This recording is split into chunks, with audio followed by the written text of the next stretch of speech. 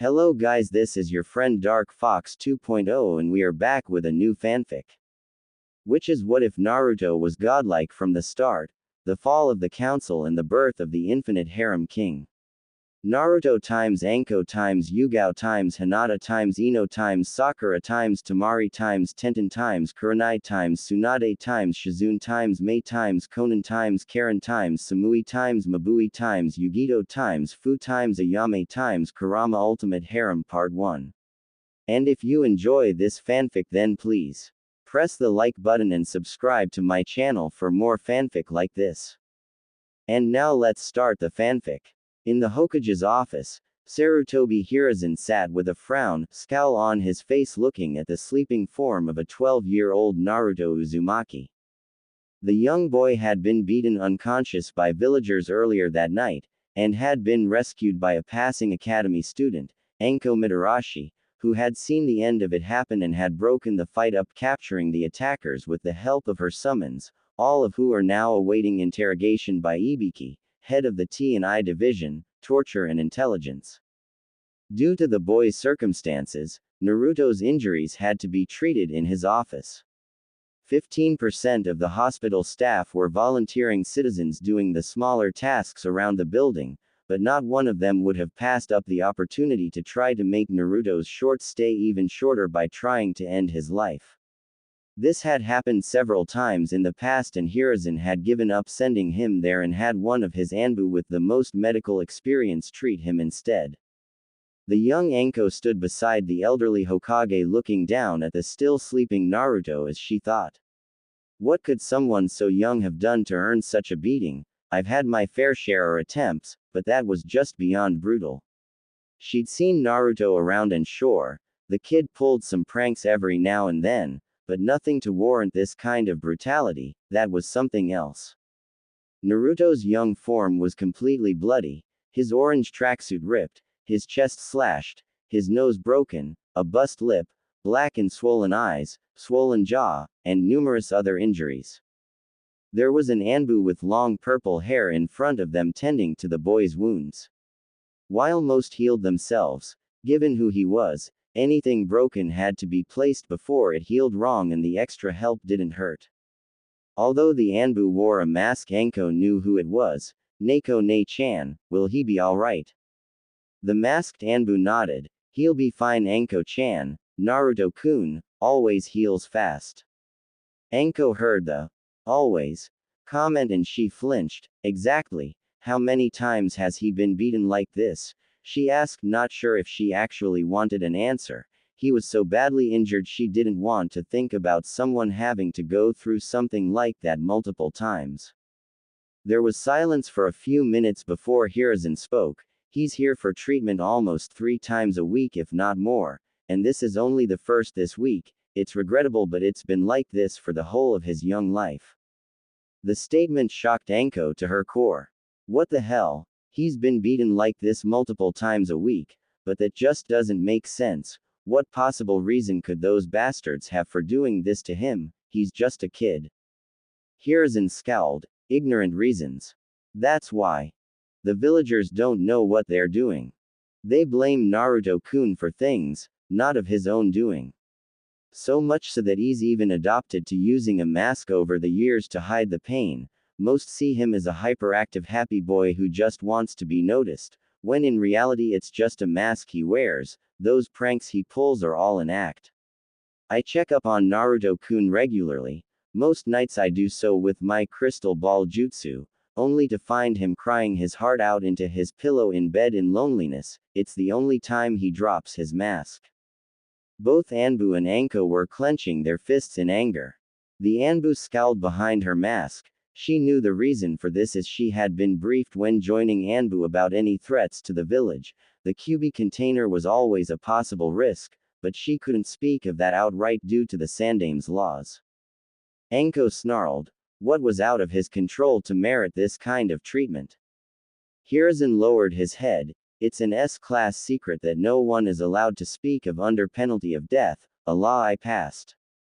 Anko tightened her fists. Forgive me for being so forthright, Hokage-sama, but that's just bullshit on so many levels. It looks like everyone in the village already knows about whatever it is, so what's the point in forbidding them to talk about it? So Naruto-kun and the others his age don't find out. I'm not sure how he'd react to the news, and it was the only way I could think of to give him a chance at a normal childhood, Hiruzen said sadly. Anko looked at the elderly Hokage in rage. So even he doesn't know why he's being attacked and beaten multiple times a week, that's just plain wrong. Hiruzen nodded. I know it is, but he will be told when he is ready. He starts the academy in a few weeks, so if he passes and becomes a genin at 16 and then chunin after, then I will reveal it to him. Anko slammed her hands on the Hokage's desk, trying to rein in her anger at what she was hearing. With all due respect, at the rate he is getting beaten, he won't make it to genin, screw chunin. And that's at least another 4 years of beatings, of not knowing why, even if he does make it to genin. Hiruzen sighed. Yugao, remove your mask. The Neko Anbu took off her mask and nodded, as Hiruzen set down his pipe. Yugao, what do you believe? I know you've been assigned to guard Naruto-kun at least once a week on the rotation, and there has never been an incident while you were on duty. Do you believe he is ready to know what we're talking about? Yugao nodded. I do. I believe that Naruto-kun has much more intelligence than he lets on. The level of sophistication in the traps he uses in his pranks show great planning and skill, as well as a sense of style and appreciation for his work. He is hiding a lot more than just his emotions. If trained properly, he will make a fine shinobi. I see no harm in telling him now. Hiruzen nodded as he lifted up his pipe for another drag before releasing it with a sigh. Very well then, I believe I know a way that this might just work out for the best, but we will wait until Naruto-kun wakes up to discuss further. I will tell him and you, Anko, why he has been targeted, and finally tell him and give him something that should make his life a little easier. Scene break. After a few more minutes, Naruto finally started to wake up, groaning, ow, that hurt. Where am I? Hiruzen smiles hearing Naruto's voice. In my office, Naruto. You were rescued and brought here for rest and safety by an academy student. Groaning, Naruto sat up, rubbing the back of his head with his eyes closed. Ouch, thanks, Gigi. If you could tell that academy student I owe them one. Anko smirked hearing that, and I'll collect on it, she voiced, looking at the blonde with a smirk. Hearing the voice, Naruto's eyes opened to see the girl that it came from. Damn, she was cute. He blinked a few times. I take it you're the one who saved me? Naruto asked, looking at the girl only 2 years his elder. You've got that right. Name's Anko Mitarashi. Gaki, she smirked. Naruto's eyebrow twitched. Thanks for the save. Name's Naruto Uzumaki, not Gaki. Naruto spoke, emphasizing the not part. Anko smirked. Whatever you say, Gaki. She grinned.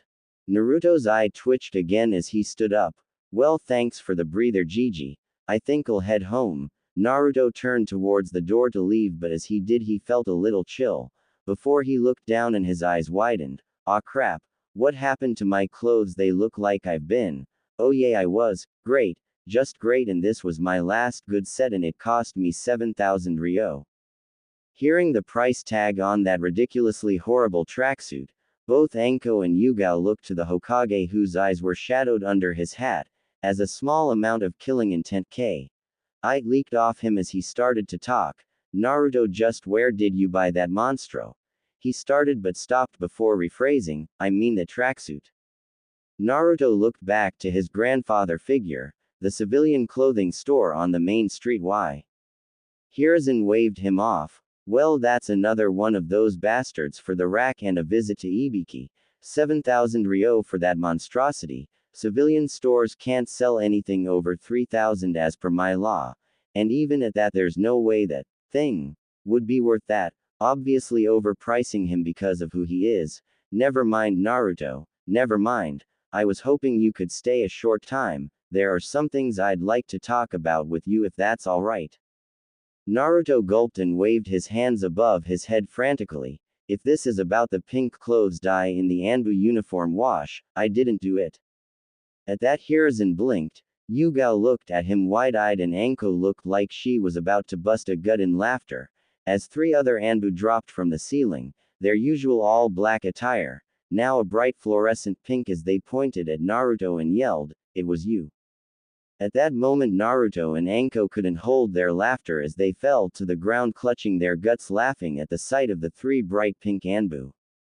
Yugao looked to be just about holding her own laughter back. Luckily for her, she always washed her uniform at home and not at HQ, which begged the question.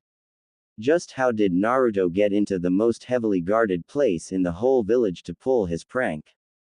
While wearing a bright, "Kill me now," orange tracksuit. Hiruzen hid his laughter behind a small sigh, all the while thinking, just like Kushina, always pranking, before clearing his throats making the Anbu salute before returning to their posts grumbling. Hiruzen smiled. "No Naruto-kun, it isn't about that, it's just that I believe it's time I told you a few things that I have been keeping secret from you." The young Naruto blinked. "You've been hiding things from me, Gigi?" Naruto asked in a hurt tone. Hiruzen nodded sadly. "Not because I wanted to, Naruto-kun. It's that it was necessary for your safety at the time and on some level, I wasn't sure how you would take it. But I think you're ready to know now, please take a seat." Hiruzen gestured in a kind tone. Naruto nodded his head in understanding and walked over to the chair in front of the Hokage's desk and sat down. Hiruzen nodded as Anko and Yugao took their seats also. Hiruzen looked to Naruto. "Naruto, my boy, before we can begin, there is one thing I would like to ask you to do." Naruto blinked. "What is it, Gigi?" he asked with a big grin. Hiruzen frowned. "Please take off that mask and show us the real you." Naruto immediately stiffened and his smile disappeared. This didn't go unnoticed by the two beside him seeing his reaction. Naruto gulped slightly. "Gigi, how do you know about that?" The elderly Hokage frowned looking sadly at the boy. "There isn't much I don't know, Naruto. Now please, let us see the real you that you keep hidden behind that mask." The young blonde tightened his fists and his body tensed slightly before relaxing. You could honestly see his eyes lose some of their brightness and innocence as he did so as a serious look covered his face. "Hi Hokage-sama," Naruto responded, making the old man look visibly shocked. Naruto never called him that, he had always called him Gigi, or Hokage Gigi. Hearing the formal name and in such a tone took him back for a second and he frowned. "Naruto, is this the real you?" Hiruzen asked sadly. Naruto nodded. "Hi Hokage-sama, it is." Hiruzen's fists tightened a bit in anger seeing his unofficial grandson this serious and hearing such a tone from him at such an age. "What has this village done to you, Naruto?" "Naruto, you can dispense with the formal titles. They aren't required at this moment, especially with what I'm going to tell you," Hiruzen said in a sad tone, desperately hoping to see some resemblance of the boy he had watched day by day happily go about pranking and not letting the looks the villagers gave him get to him. No, not even a flicker, just a nod, "Hi," was all he got. Clenching his fists tighter for a second before finally giving up and releasing them with a sigh. "Very well then, let's get down to business. It's time I told you about," he was about to continue when Naruto spoke. "Excuse me for interrupting, but I do believe we're not alone," Naruto said as he looked over to the bookcase. This got the attention from the other occupants of the room. Hiruzen narrowed his eyes. "What do you mean, Naruto-kun? Assuming that you only have 3 Anbu in this room, all in pink I might add, there is another one hidden in the bookshelf watching us right now," Naruto reported, making the other 3 Anbu drop from the ceiling around the bookcase, weapons drawn. When suddenly, a black figure burst from behind the bookcase and tried to make an escape, only to be restrained by the other Anbu. Lifting the man up, he wore a white animal mask like Anbu, but on the forehead was the kanji for Nei, Gen. Seeing this, Hiruzen clenched his fists again. "Nay, damn you Danzo, I ordered that little group of yours disbanded, and now I find you spying on me. Take him to the T&I department, and have Ibiki informed I will be along within an hour or so." Hiruzen ordered, getting nods from the three Anbu as they shunshin away with the man in restraints. When they left, the Hokage looked to Naruto along with Anko and Yugao. Naruto, how did you know he was there when the rest of us didn't? Hiruzen asked. Naruto looked to him. A year or so ago my senses started to become more delicate, my sight and sense of sound and smell all became sharper. I could see things in greater detail and at greater distances, and I could smell the faintest smell, but also pick up on the more foul odors. I had to figure out how to cut the chakra to my nose for a while and stop smelling for a week while I aired out my apartment. One bonus was I could smell any extra ingredients to any food I bought so as not to poison myself. My hearing became so fine I could hear the faintest sounds and distinguish them from others. It's so fine I can hear heartbeats. There were 4 of us and 3 Anbu in the room, but yet I heard 8 heartbeats. I merely followed my ears to find the one who didn't belong, Naruto reported, not missing a beat. This made Hiruzen's eyes widen slightly. Perhaps it's the Cubus chakra making him stronger. If so, all the better, I tell him now. I see. Then it's a good thing I'm choosing to tell you this now, because if what I suspect is correct, then both this and your heightened senses are connected. This made Naruto's eyes widen slightly as he looked to the Hokage with a nod of understanding, as he took his seat again. Hiruzen sighed as Anko and Yugao took their seats also. I suppose I should start with your parents, Naruto-kun. Naruto's eyes widened. But you said you didn't. Hiruzen raised his hand. I did. But that was because of who they were. They both had many enemies, your two-san especially, and you being announced as his son would have made you a prime target for assassination attempts. Naruto nodded slowly, understanding. Are they still? Hiruzen shook his head. I'm sorry, my boy, both of them died the night you were born, but I can tell you about them. Hiruzen smiled slightly, hoping to cheer the boy up some. Naruto nodded slightly and a small smile graced his face at the thought of hearing about them. I'd like that, thanks, Gigi. Hearing the affectionate name Naruto called him again made the Hokage smile. Well, at least there's still some of you in there.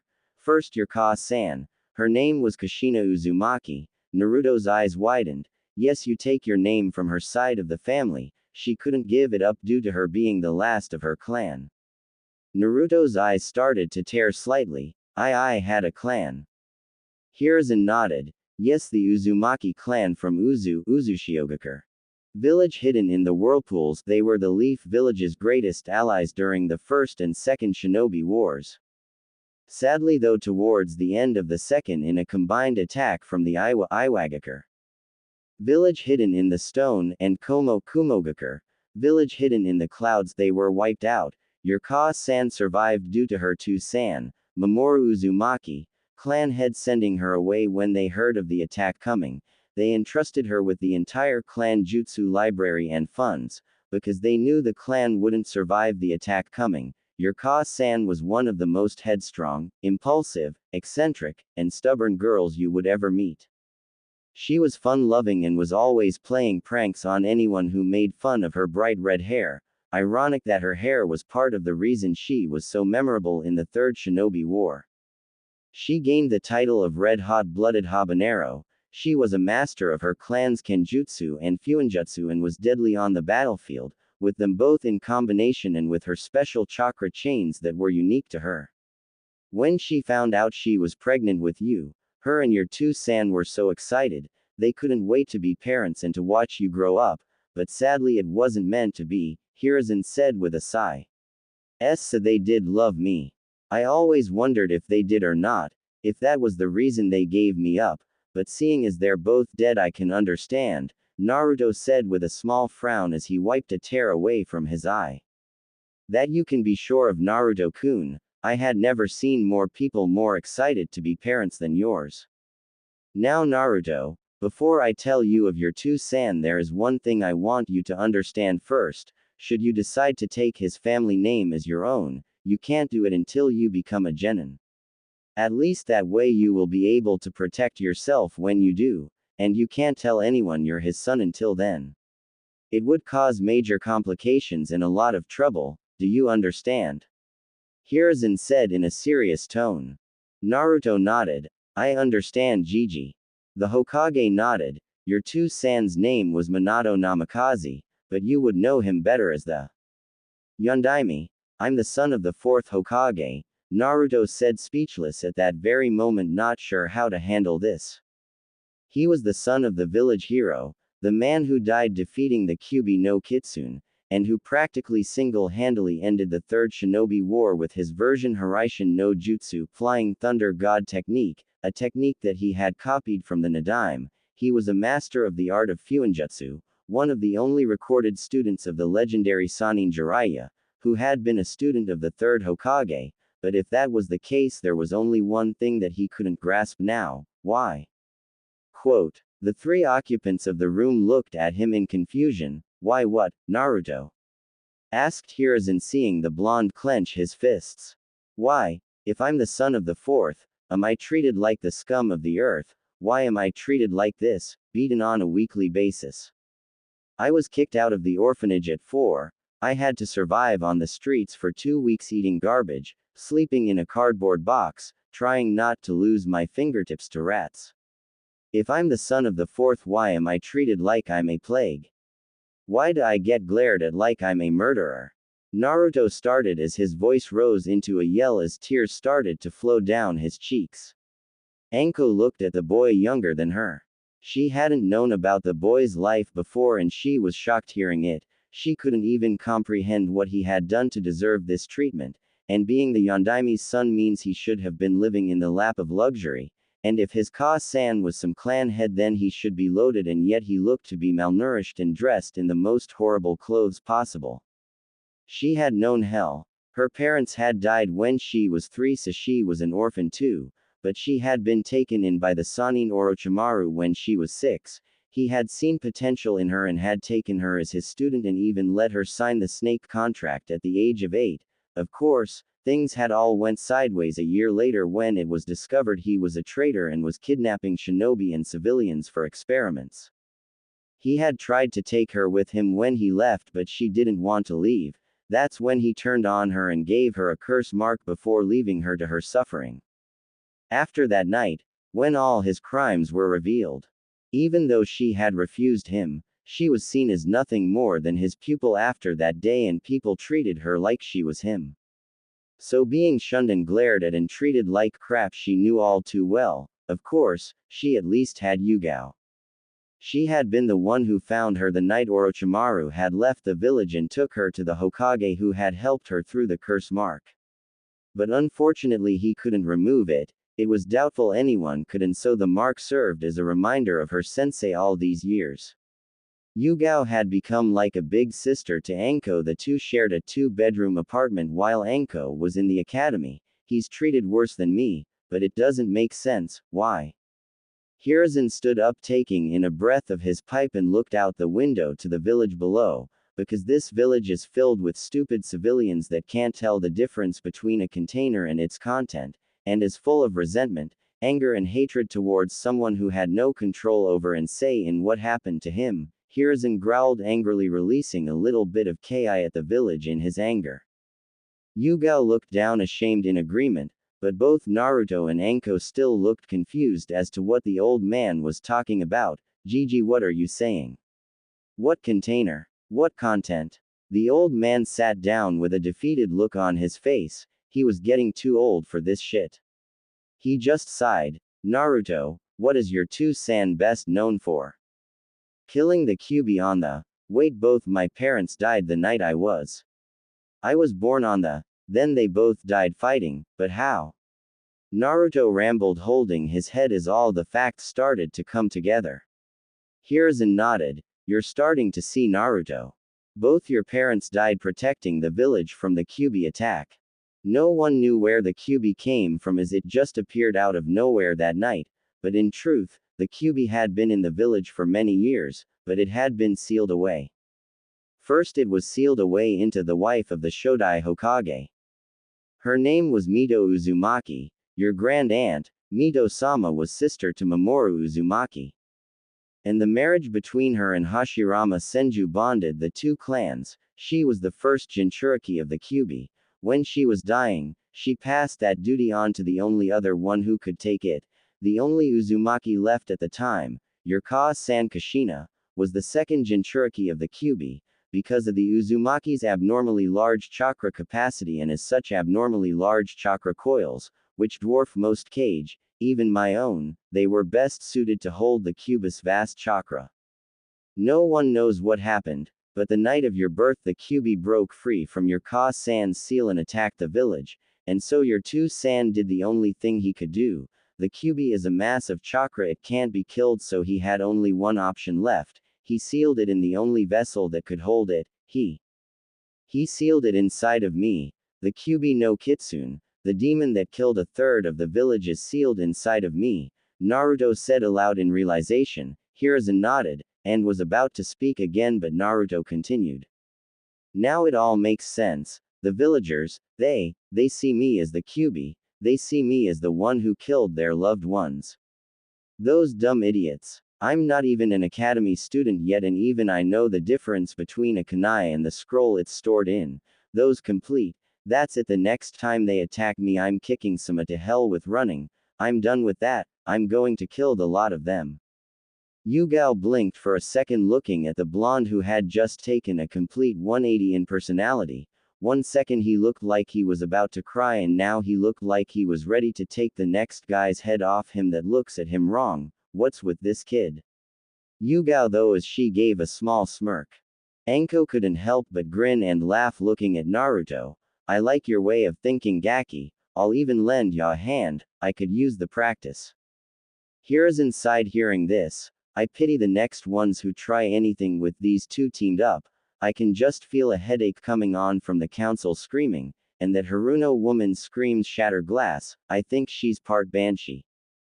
Hiruzen took a breath. Well, you do start the academy in 3 weeks, Naruto, and when you become a shinobi of the village there are laws preventing the civilians from touching you, giving you right to use lethal force. Not that I would condone such things, but it's food for thought, Hiruzen said with a smirk of his own. Both Anko and Naruto started grinning like mad remembering that, and both Yugao and Hiruzen had the same thoughts. Kami-sama help the village when these two team up.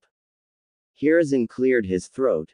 Naruto-kun, you also have an inheritance that your parents left you. Sadly their house was destroyed in the Kyuubi attack, but with your two-san and Ka-san being masters of Fuinjutsu had a backup plan that if the house was destroyed, all objects in the house marked with a seal were transferred into a sealing scroll in this office. They also gave me control over both the Namikaze and Uzumaki banking accounts should anything happen to them. I've been using some of the money to support you anytime you asked for an advance or increase, due to other matters not making it possible, but it hasn't even made a dent seeing as the Uzumaki were, to be blunt, filthy rich from their work. And as per the arrangement in your parents' will, 5% of the funds are available to you until your genin, when the rest will be available to you. Naruto nodded. Thanks, Gigi. Good to know I've got cash to burn, seeing as how the shops charge me triple the legal asking price. Hiruzen blinked. You knew? Naruto nodded. Of course I did. I'm not as dumb as I look wearing this monstrosity, Gigi. It was all the mask I was wearing. That, and it's all clothes the shops would sell me. Hiruzen nodded, visibly angry. I see. Well, I'll see what I can do about that. Do you have clothes to wear now, Naruto? Naruto shook his head. No, this was my last tracksuit. I had 4 pairs, but they've all ended up like this one or worse.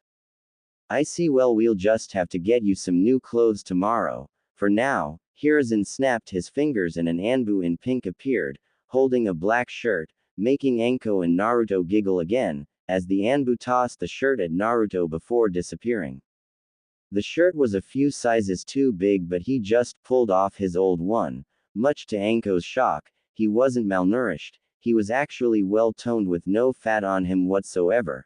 He was well built for that of a 12-year-old. As he pulled on the new shirt and tucked it in, he got a blinking response from Anko. Damn it, Gaki. How did you get so ripped? And you're only 12. Anko said, licking her lips. Naruto shrugged. I'm planning to be a shinobi, so I have to be in shape. When I knew I was going to the academy, I'd planned to take the mask off and show everyone what I was really like. Now hearing all this, I plan to kick butt even more. Hiruzen smiled hearing that. Well, if that's the case, Naruto, I think I have just the things to get you started, he said as he got up and walked over to a safe, opening it and pulling out a scroll. Walking back to his desk, he opened it, revealing a storage seal array. Channeling chakra into it, there were a series of puffs of smoke. As it cleared, it showed a few things. One was another scroll, 2 letters, and the final was a small box about the size of a loaf of bread. Hiruzen lifted up the 2 letters and handed them to Naruto. Your parents gave me these to give to you when I finally told you about them. I'm sure you'll want to read them in private, but come see me if you have any questions. Naruto looked at the letters for a few moments and then smiled. Thanks, Gigi. Hiruzen nodded before handing him the scroll, and in this is the instructions on how to perform the Kage Bunshin Shadow Clone no Jutsu. Kushina was never able to perform the regular Bunshin clone jutsu because of her massive amounts of chakra. As an Uzumaki, it's impossible for someone so young to perform it, so the Kage Bunshin will be your version of it. Your Ka-san left you her notes on it in the scroll as well. I hope it helps. Naruto smiled. I'm sure it will, Gigi. I'll start learning it tomorrow after I get some new clothes. Hiruzen nodded. And finally, I have this for you, Hiruzen said as he pushed the box forward, opening it up as the front pulled away, showing a collection of blank scrolls and paper with 5 ink bottles, brushes, and a scroll labeled Fuinjutsu Book 1, Beginner 1. Naruto blinked at it and then looked to Hiruzen. If you're anything like your parents, you'll be a genius at Fuinjutsu like both of them. Your Ka-san was a master of your clan's Fuinjutsu style, and she taught your two-san everything she knew. It was because of your mother's teaching that your two-san was able to create his own version of the Nadime's Hiraishin if you do decide to pick it up then. Naruto smiled. That's perfect, Gigi. I was planning in the future to actually study Fuinjutsu later on at the academy, but if I can start it early, then that would be great. Hiruzen frowned. Actually, Naruto, Fuinjutsu isn't taught at the academy. The academy covers the 3 basics, ninjutsu, taijutsu and genjutsu, along with the history of the elemental nations and other things deemed relevant by the civilian council. Naruto raised an eyebrow. Maybe I'm just not getting the full picture here, but is that right? I mean, a civilian council, deciding what's right to be taught in a shinobi academy in a shinobi village, shouldn't it be the shinobi side and you who decide that, Gigi? Hiruzen nodded. You would think so, but I've got so much paperwork I don't have time to work everything, damn paperwork. Naruto blinked. Ah, what about that Kage Bunshin? If I'm reading this right, they retain all your memories, Naruto said as he read the first few lines of the scroll out of curiosity, so why not create a few of them to do the paperwork for you, Gigi? At that very moment you could hear a fly fart in the room, and then the next second Hiruzen lunged across the table at Naruto, hugging him. Thank you, Naruto. Thank you. I have been trying to get away from that paperwork for years and now it might be finally possible. Thank Kami-sama for you, Naruto. Both Anko and Yugao looked at the scene, sweat dropping, and the next second Hiruzen was back on his feet coughing. That incident is now classified SSS class. Talking about it means immediate death, am I clear? He said in a serious voice. But all 3 just burst out laughing. That's a good one, Gigi. Hiruzen sighed, walking back to his desk. Now, Naruto, I think it would be best that you moved apartments, seeing as how your other one is so run down. I will begin looking for a new place for you to stay tomorrow, while we go clothes shopping for you. Yugao interrupted then. Excuse me, Hokage-sama, I believe I may have a place that could accommodate Naruto-kun here. There is an apartment in the complex where myself and Anko live just next door. The rent is 750 ryo a month, and it is spacious enough for a boy of his age. Naruto smiled. That sounds perfect. That's 3 times cheaper than what I'm currently paying for rent, so I'm already sold. The Hokage looked at Naruto. Naruto, what do you mean? Your rent is only 450 ryo a month and it comes out of the treasury as you're an orphan. Naruto just slapped his own forehead. How didn't I get that? Damn stupid landlord's been charging me 2500 ryo every month out of my own pocket. Hiruzen clenched his fists, finally having enough of this, before snapping his fingers, making an Anbu appear who wasn't in pink. Arrest the landlord for crimes of tax evasion and cheating the treasury, take him to Ibiki and inform the scum all of his are seized, and he is stripped of his citizenship and all his transferred under the name Naruto Uzumaki, mark them as reparations for crimes against himself. The Anbu nodded, before disappearing. Hiruzen nodded and looked to Naruto. Congratulations Naruto, you are now a property owner. Everyone's sweat dropped and Naruto shrugged. Well, I can just knock it all down and sell off the land, the place is a dump. The girls and Hokage nodded, and then spoke. Right, shall we go and see this apartment then Naruto? I'll have you put on the lease by night's end. Naruto grinned. Sounds good to me. With a smile, all four of them started walking off to go see Naruto's new apartment. With one thing was certain, things were going to change a lot. Naruto opens his eyes and blinks, looking up at the unfamiliar ceiling. Where the hell am? Oh yay, my new apartment. The blonde stood up and rolled up the futon he had been using the night previously that the Hokage had sent one of his Anbu for until they got Naruto his furniture later that day. Naruto looked over to the side of his room to see the chest, scroll, and letters the Hokage had given him. Deciding now was as good a time as any to read the letters, he picked them up and slid down the wall and opened the first of the letters. It was a woman's handwriting. Dear Naruto-kun, if you are reading this, then the worst has come to pass and I and your two-san are no longer alive.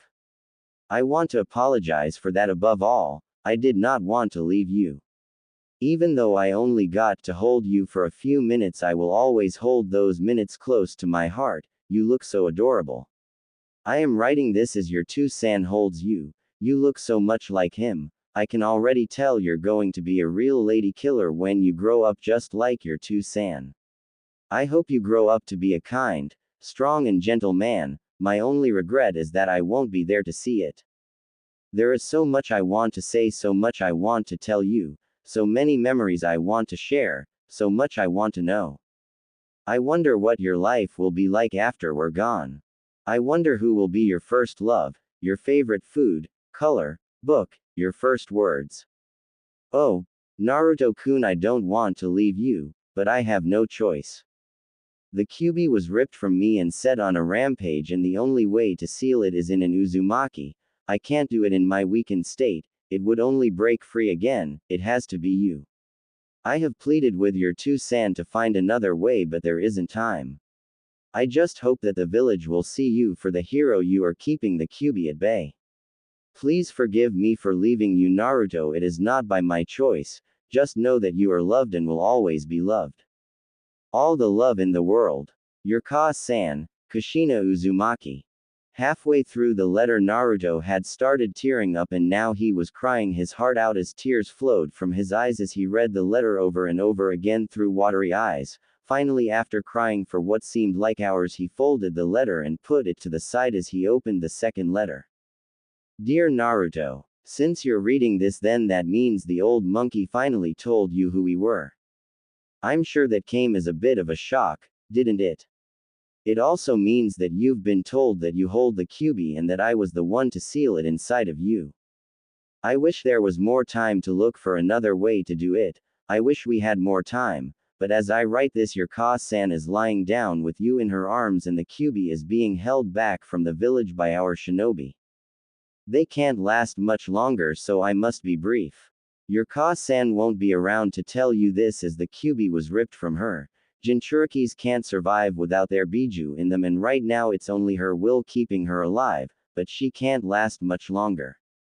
She doesn't want me to seal it in you, but there is no one else that can hold the Kyuubi, and even if there was as Hokage, I can't ask someone else to give up their child for such a task. The Kyuubi was ripped from your Ka-san by a man in a cloak and mask with one eye socket. I chased him off, but the Kyuubi is still on the rampage. I don't know why he did it, but what's done is done. Though he may return in the future, so be on alert. I know you will be strong enough to fight off whatever comes at you. You are my son, after all. I believe you can do it. I have told the old monkey you are to take your Ka-san's name, as I know that if you are named my son in the Jinchuriki, then your life will be far too dangerous.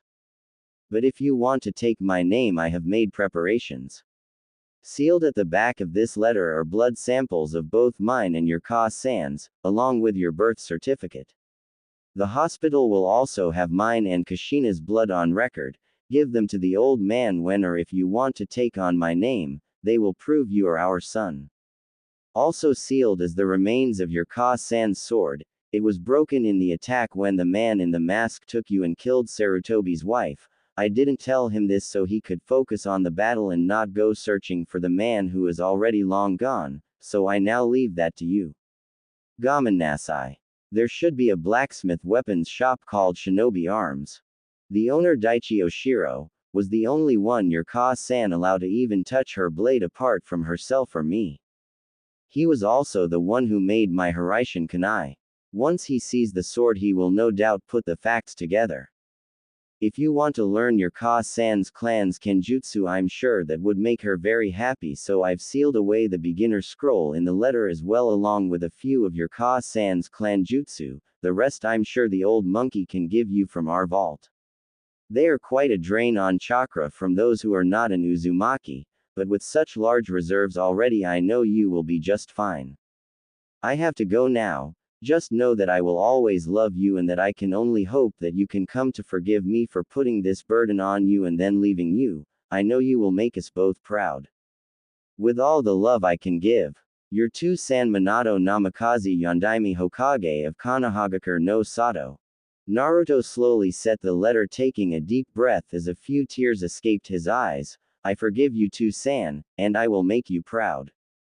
Looking to the back of the letter, there was a large seal on it. Channeling chakra into it, poofed, unsealing the contents. On the floor now in front of him sat an assortment of objects. First there was a birth certificate with 2 files of blood on it. There were 5 scrolls with different colored bands around them, and finally a katana. It was magnificent. The handle was wooden with a gold hilt with a red cloth grip to the guard, which was also golden, which was actually the Uzumaki swirl. The blade was broken in the middle, but as his two-san had mentioned, the blade had been so when sealed. A scroll beside it was full of the Uzumaki Kenjutsu. Naruto let his hand glide over the handle of the kanata. Don't worry Ka-san, I'll make you both proud. Naruto then looked at the Kage Bunshin scroll, and I'll start right now. Taking the scroll, he started reading it back to front and reread his Ka-san's notes. Kage Bunshin. This technique creates copies of the user. However, these clones are corporeal instead of illusions.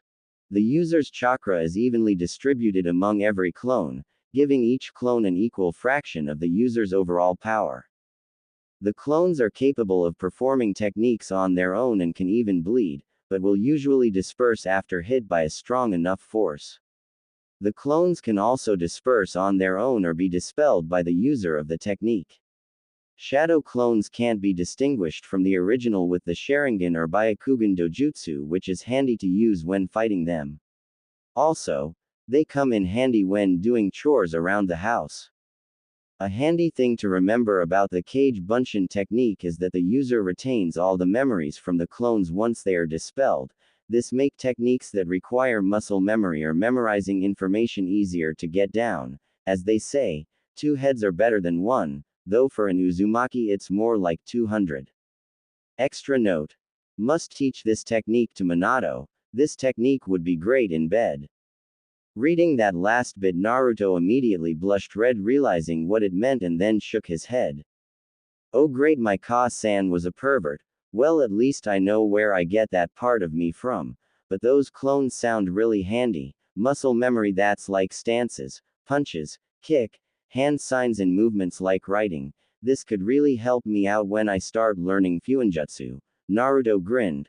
Well, I guess I know what I'm learning first, but I've only got a few hours until Gigi comes to get me and we go furniture and clothes shopping. Plenty of time to get this one down. Now let's see here. Time skip 1 hour later. There was a knock at the door and Naruto walked over to answer it. He opened it to show a smirking Anko.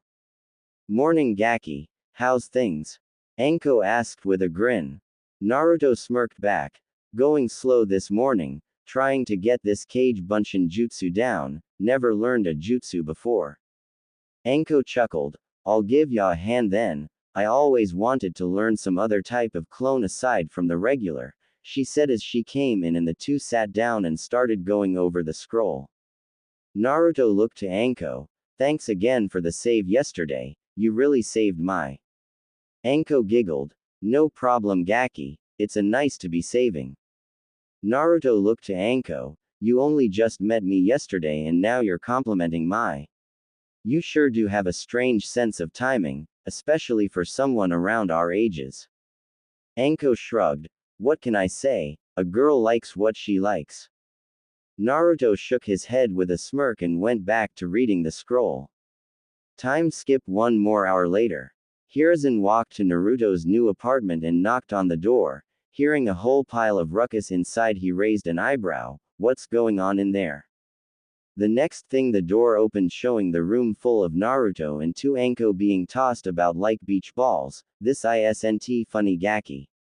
Anko yelled as she was tossed yet again. The Naruto clones were all laughing watching them go. We think it is. All the clones yelled laughing. But then Hiruzen coughed, getting everyone's attention, causing all the clones to drop the 2 girls, one going off in a poof, and then in another larger explosion of smoke the horde of Naruto clones disappeared, leaving only one with a grin on his face. Hey Gigi, we were wondering when you were going to get here. Hiruzen chuckled hearing the blonde. Well Naruto, I can see both you and Anko have the Kage Bunshin down. Impressive, learning an A- rank ninjutsu in just a few hours, and your very first one also, you certainly are your 2-san's son. Naruto grinned, rubbing the back of his head sheepishly. Yeah, it wasn't easy. It wasn't until Anko-chan came over and helped me that I finally got it down flat. The Hokage blinked and smiled. Oh, so it's Anko-chan, now is it? My, aren't you two getting friendly quickly? He grinned. Naruto chuckled. O2 can play at that game Gigi. Well, you know what they say about those who become ninja, old enough to kill and all that, plus she's cute, I wouldn't mind. The old Hokage's eyes widened hearing that as he felt a nosebleed just about to come on. He quickly turned and coughed, bringing his hand up to cover it. Cough. Quite right Naruto-kun, quite right. Now let's be off. We still have to get you sorted with clothes and new furnishings for your apartment, he said, starting to walk away. Naruto was about to follow when he felt a weight being draped over his shoulders. He looked back to see Anko leaning on him with a very big grin. What was that all for Gaki? Did you just say that to bust his balls, or did you actually mean that you said? She asked with a suggestive tone in her voice but with a slight hint of fear. Naruto heard the slight tone in her voice. Truthfully, yes. But you have to understand Anko-chan, I've never had very many friends, you'd probably be the first. I didn't want to do anything to risk that friendship so soon. When I saw you, you were gorgeous, you're beautiful and strong, clever, and don't judge me for having the QB in me. I'd have to be a complete moron not to have feelings for you. Anko was taken back by that. Here was this boy she had only just met the other day, complimenting her like that, calling her beautiful and telling her he has feelings for her.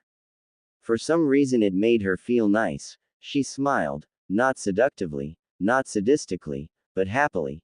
You really think that? She blushed for the first time in her life. The young snake charmer blushed. Naruto nodded. I wouldn't say it if I didn't mean it. So Anko-chan, what do you say, should we give it a go, slowly, to see where it leads? Anko blushed again with a smile. Sure, I wouldn't mind. Naruto smiled, holding out his hand. She slowly took it and they began to walk forward to the door. Anko looked at Naruto, who had a slight smile on his lips. It made her smile. You know Naruto-kun, you're my first real friend too. Naruto looked to her, sad hearing that. I'm sorry to hear that. Anko nodded softly. It was because of my first sensei. When I was 7 years old, I was taken under his wing. He trained me, but when I was 9, he was branded a traitor for crimes against the village. He left and tried to take me with him, but I refused to go. It's because of him that I'm looked at as if I was the traitor, as if I'm him. Naruto stopped hearing that. Anko's heart hitched. What if he thought of her the same way? What if he was just like all the others? What if? Her thoughts were halted when Naruto wrapped his arms around her and held her in a hug. I'm sorry, he said softly, and he hugged her, making Anko's eyes widen. What did he have to be sorry for? I'm sorry you had to go through all the pain you have.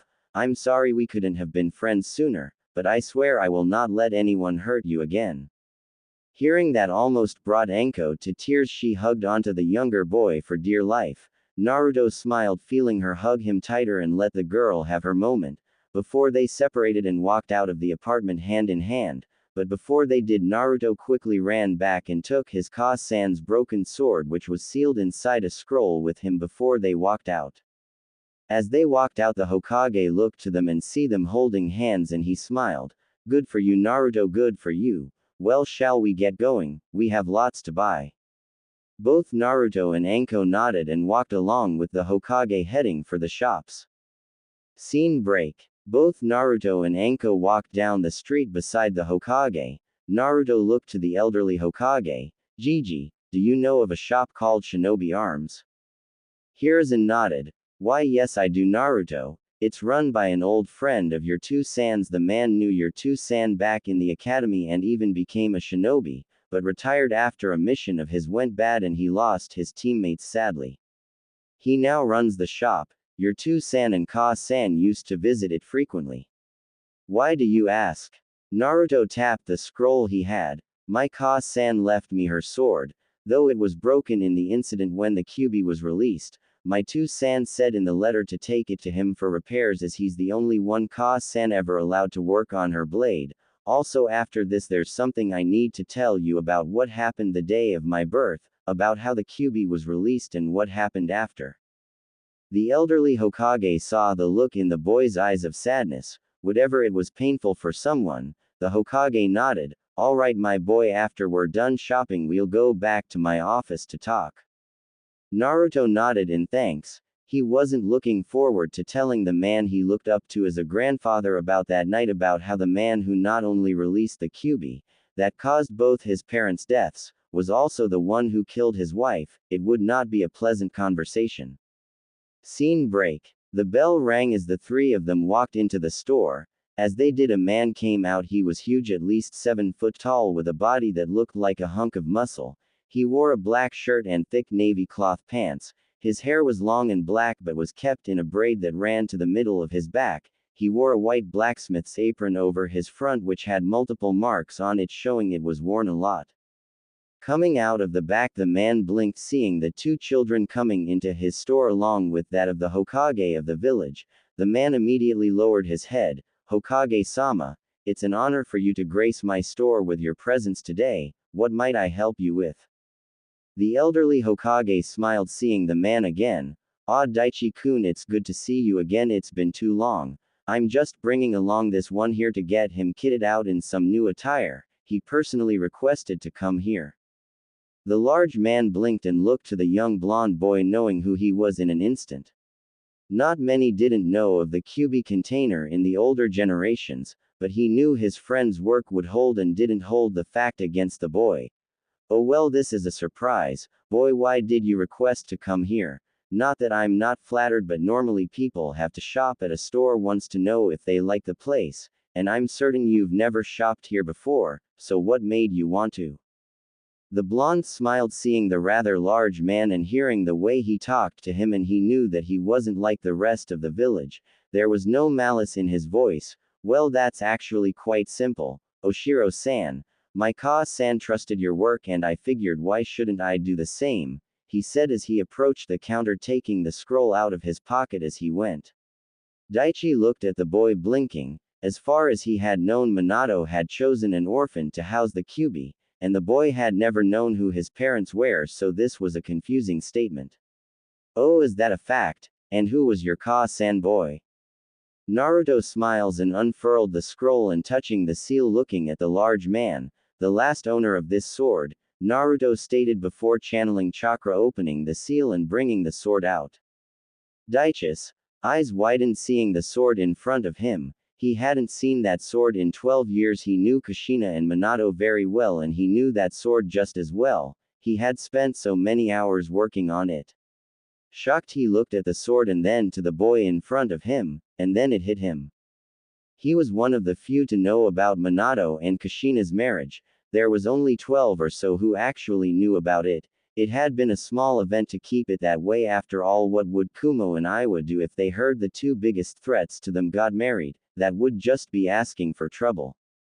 And now here was this boy, in front of him, claiming Kushina was his Ka-san, and looking like a mini Minato, with whiskers. He had to be sure.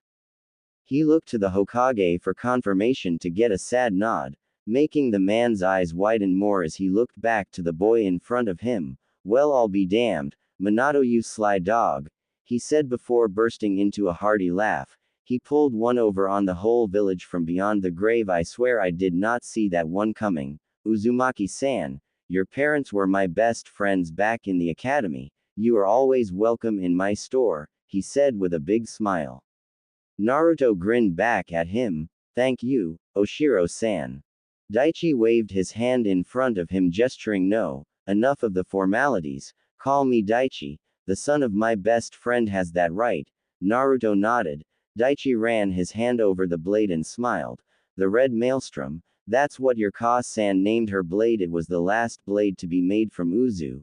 They had this technique in forging their metals that made them stronger than most, and when Uzumaki chakra runs through it, that is where it really shines. Have you held it yet? Naruto shook his head. No, I was waiting until it was repaired, and that's why I'm here. My two-san said in his letter to me that you were the only one my Ka-san trusted to work on her blade. That I was, he said as he lifted the broken katana up, looking at the break. It's repairable, but it's going to take a few weeks. Uzumaki blades takes months to form. The metal is steeped in pure Uzumaki chakra. You two-san came up with a way to repair the blade using seals replicating the Uzumaki chakra for just the purpose. I'll pull them out and start working on it tonight. He then turned the handle towards Naruto. Here, channel your chakra through the blade and see what made Uzumaki steel so special. Naruto took the blade in his hand and focused, channeling his chakra through the blade as told. He opened his eyes to see the metal was actually glowing red with his chakra in it. Cool. Very. Uzumaki blades are meant to only be wielded by an Uzumaki. Now that you've wielded it, it's bound to you. It won't let anyone but you or those you allow to wield it. Should they try, the blade will increase in weight, making it impossible to lift, along with giving the fool who tried to wield it nasty chakra burns. So Naruto-san, will Konoha be getting a new red death in the future, or rather yellow death? Naruto looked confused for a second until the Hokage spoke up. That was your Ka-san other nickname given during the war. She was known as the Red Death because of her swordsmanship and her red hair. That and the trail of bodies she left between here and Kumo. The woman was a master with a blade with no equal, Daichi said with a smirk. Anko whistled. The more I hear about your Ka-sama Naruto-kun, the more I'm starting to like her more and more. She sounds like she was a total bad. Naruto grinned. Yay, and yes, hopefully in the future it will. I'm planning to learn my Ka-san's Kenjutsu, and take after my two-san in Fuinjutsu. I plan on making them both proud. That brought a smile to the Hokage's face. You already have Naruto-kun more than you know. Daichi nodded. Well, now that that's out of the way, let's get you kitted out. Any specific style you're looking for? Naruto smiled. Yay, I've got a few idea. Time skip. After about 3 hours of pulling clothes, with Anko adding her own commentary and saying he should add a trench coat to it all, Naruto finally had his outfit. Steel toes shinobi boots, black, with chakra metal caps for extra strength and durability. Black Anbu combat trousers, made of a thick and durable fabric, with pockets on both the shins and thighs for kunai and other equipment. A black mesh shirt with red rims around the arms, neck, and waist, with red chakra bandages around his midsection. Black fingerless Anbu gloves with metal backplates, and taking Anko's advice, a black shinobi trench coat with chakra metal shoulder pads, and on the back had the kanji for 9th Demon Diju Gui down the back in deep red, with the Uzumaki clan mark right above it. When the Hokage asked him why he had that put on it, Naruto simply shrugged, saying, "That's what the rest of the village see me as, may as well tell them if they try anything now, they're screwed." Anko chuckled, with a rather sadistic grin. "I like it." Daichi nodded. "Your two-san designed some seals that will make that coat last you. I already took the liberty of applying them to the one you're wearing and to the two others in your order. They're for durability and fit. They make the coat grow with your body. Should you suddenly take a growth spurt, the coat will grow with you." How do you think some of the Akamichi use their expansion jutsu without tearing their clothes off them? Your two-san designed it for them. Before that they had to always wear chakra cloth to allow it to grow with them, but your two-san fixed all that, and with the durability seal it's as though as high-grade body armor. It won't burn or rip without some major firepower behind the attack, so unless you're fighting a cage-level shinobi I don't think you'll be needing any more soon. Naruto grinned. "Thanks. Oh, and do you sell training weapons here?" Daichi nodded. "Yes we do. What were you looking for? A bakken for training while your Ka-san's blade is in for repair?" Naruto nodded. "Yay, and about 300 of them if you don't mind." Daichi and the Hokage blinked. "Why so many, Naruto-san? Are you worried about the quality?" "Yes, Naruto-kun, you could just buy maybe 3 now, and if you need more in a few years come back," reasoned Hiruzen. Naruto shook his head. "No, I'm not worried about the quality, Daichi-san, and I don't think 3 would do with the way I plan on training Gigi. If what my Ka-san wrote down on the Kage Bunshin scroll is correct, I should be able to use them to get the stances down on the Kenjutsu style with them and then put them to work sparring after in order to train, and I'd still get the experience and muscle memory."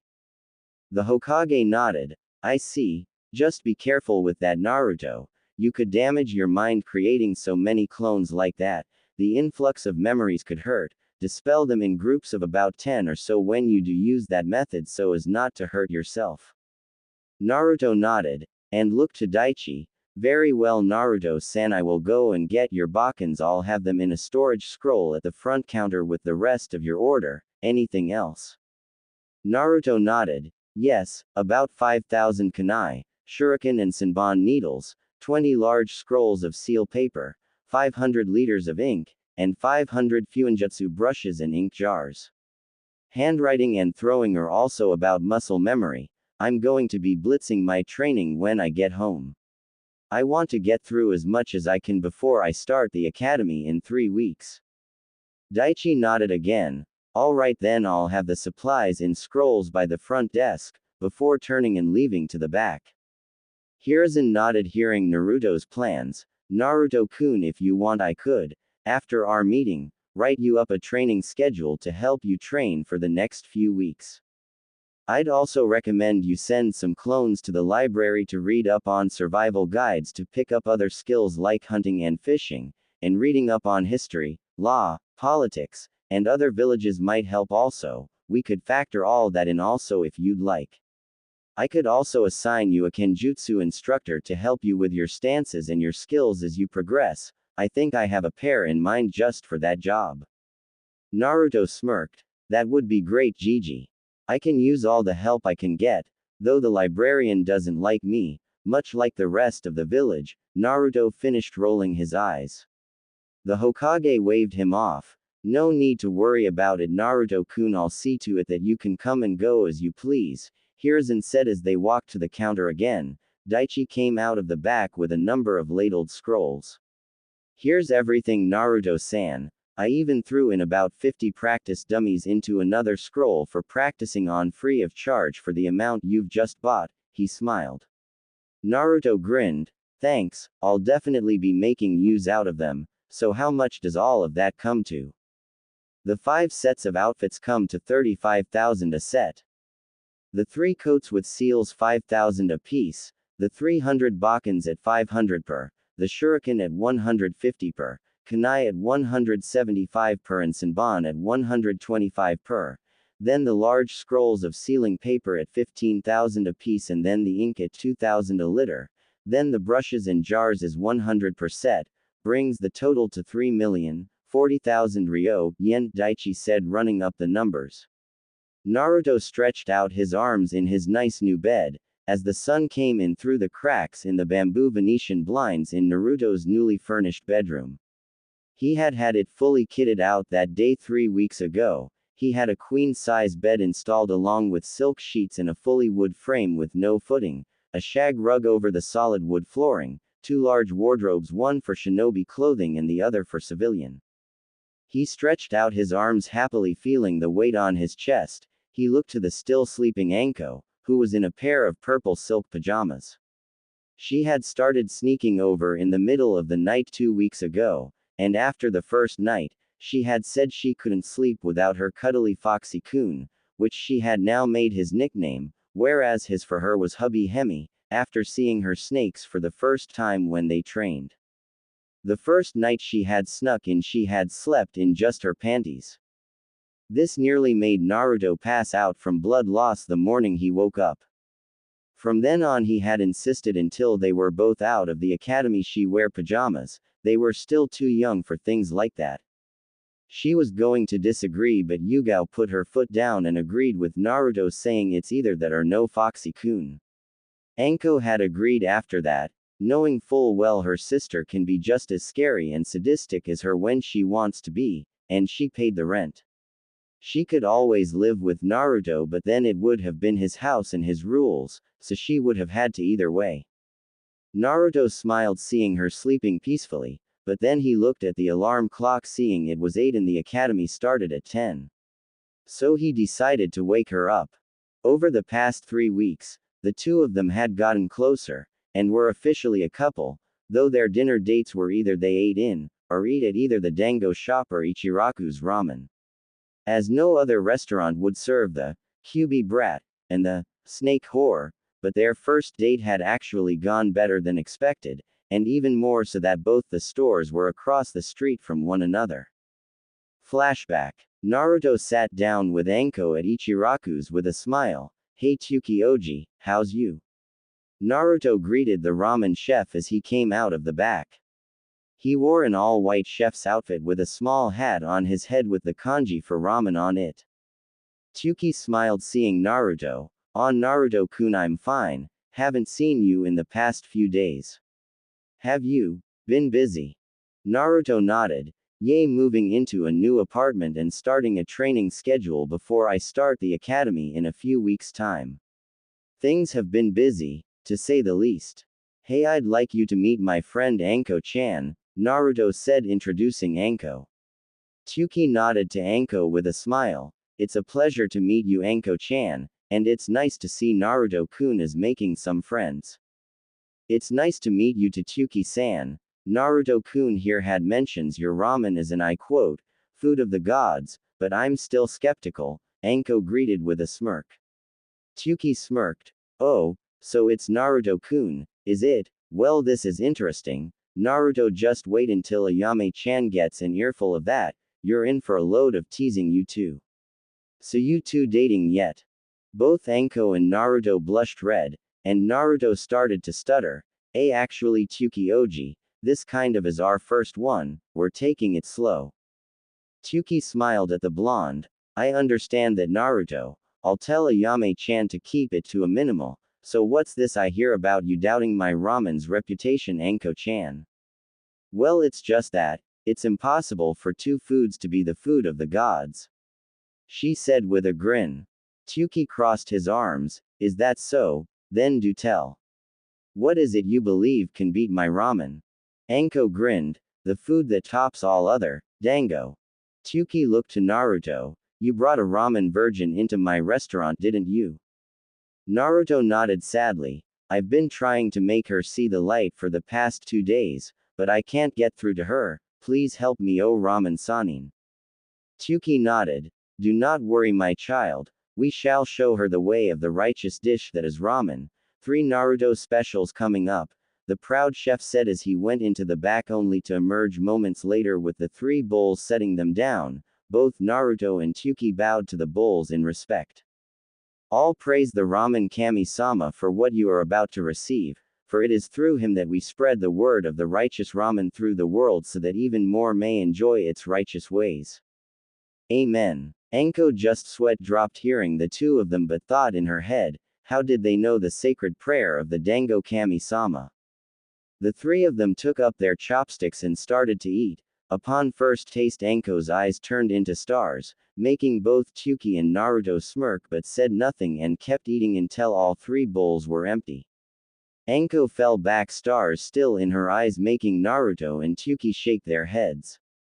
The first bowl is always the best, and the Naruto special has been perfected over 6 long years of trial and error until the Kami-sama of all ramen dishes had been perfected.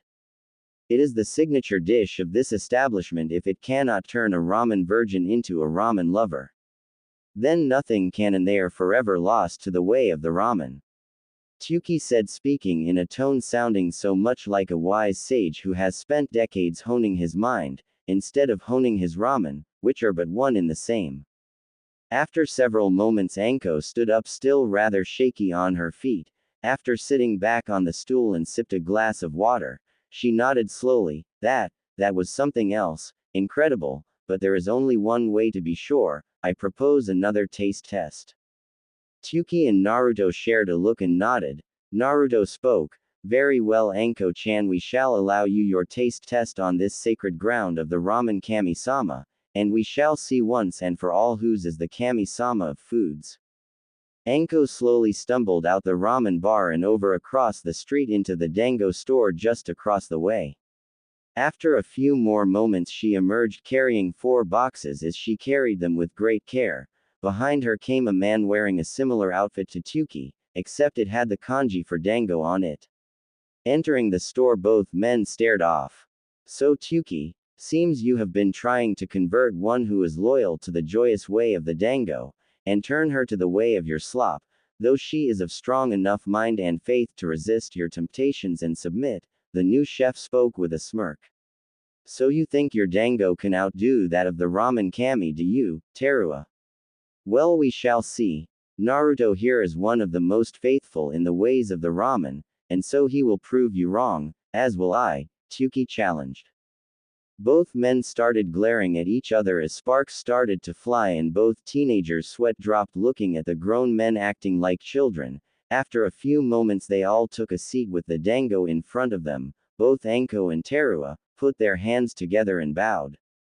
All praise the Dango Kami-sama for what you are about to receive, for it is through his grace that we spread the word of the joyous Dango through the world so that even more may enjoy its joyous light. Amen. Both Tsuki and Naruto blinked. It's the ramen prayer to the ramen Kami-sama. What could this mean?